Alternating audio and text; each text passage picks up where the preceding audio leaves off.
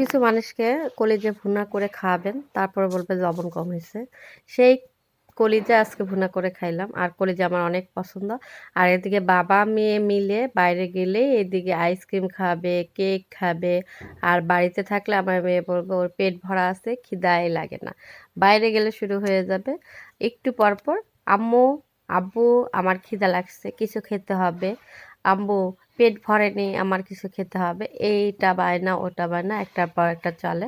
আসসালামু আলাইকুম, কেমন আছেন সবাই? আশা করছি যে যেখান থেকে আমার ভিডিও দেখতেছেন আল্লাহর অশেষ রহমতে সবাই ভালো আছেন। আলহামদুলিল্লাহ আমরা ভালো আছি। এই যে মেয়ে কেক খাচ্ছে, তার কেক পছন্দ। তো যাই হোক, আজকে আমি রান্না করতেছি হচ্ছে গরুর কলিজা। গরুর কলিজা আমার অনেক পছন্দ। তো এখান থেকে 2 কেজির মতো কলিজা এবং ফেফড়া নিয়ে আসছে। তো প্রথমে আমি ধুয়ে একটু মাঝারি টুকরা করে কেটে নিয়ে ধুয়ে নিচ্ছি। তারপরে পানিতে একটু হলুদ দিয়ে দিলাম। হলুদ দেওয়ার পর পানি যখন ফুটে আসলো তখন সব কিছু মানে গরুর কলিজা ফেফড়াগুলো ধুয়ে রাখা ফেফড়াগুলো দিয়ে দিব।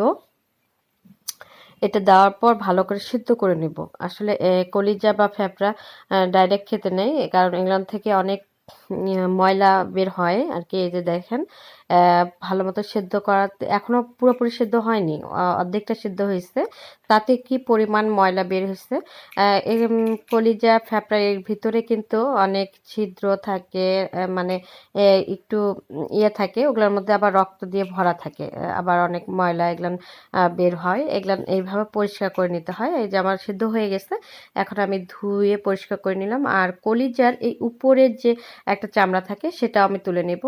এটা থাকলে কিন্তু আবার শক্ত হয়ে যায় কলিজাটা আরও বেশি। তো এখানে আমি ধুয়ে ওগুলো পরিষ্কার করে আবার কেটে নিলাম একটু ছোট ছোট করে। এখন ভুনা করে নেব। সব ধরনের মশলা কষায় নিচ্ছি, আর যা যা আর কি গরুর মাংস দিতে হয় সেম কলিজা ভুনা তো দিছি। আর এখানে গোটা কিছু রসুন দিয়ে দিছি। তো ভালো করে আবারও মশলাটা কষায় এখানে কেটে রাখা কলিজা ফেফড়াগুলো দিয়ে ভালো করে কষায় নিব। আমরা তো কলিজা এভাবে সবাই রান্না করি, কিন্তু অনেককে দেখি এই যে কলিজা ফেফড়ার উপরে চামড়াটা ফেলে না বা এইভাবে আলাদা করে সিদ্ধ করে না। তো এইভাবে সিদ্ধ করে রান্না করবেন, দেখবেন যে কলিজার স্বাদটাও ভালো লাগবে এবং খেতেও ভালো লাগবে। আর যদি সিদ্ধ না করে এভাবে ময়লা পানিটা না ফেলান তাহলে দেখা যায় একটু কষ্ট কষ্ট লাগে কলিজা। তো এখানে আমার কলিজা ভুনা হয়ে গেছে। আরও মজাদার করার জন্য এখানে আলাদা করে আমি একটু পেঁয়াজ এবং রসুন বেরেস্তা করে নিয়ে, মানে খুব বেরেস্তা করা করি না, হালকা বেরেস্তা করে ওই যে কষানো হয়ে যাওয়া আমার যে কলিজা ভুনাটা সেটার উপরে দিয়ে দিব। দিয়ে আর একটু অল্প আছে 2 মিনিটের মতো রাখবো। রাখার পর এই যে তৈরি হয়ে গেল মজাদার কলিজা ভুনা। ভালো থাকবেন সবাই। আসসালামু আলাইকুম।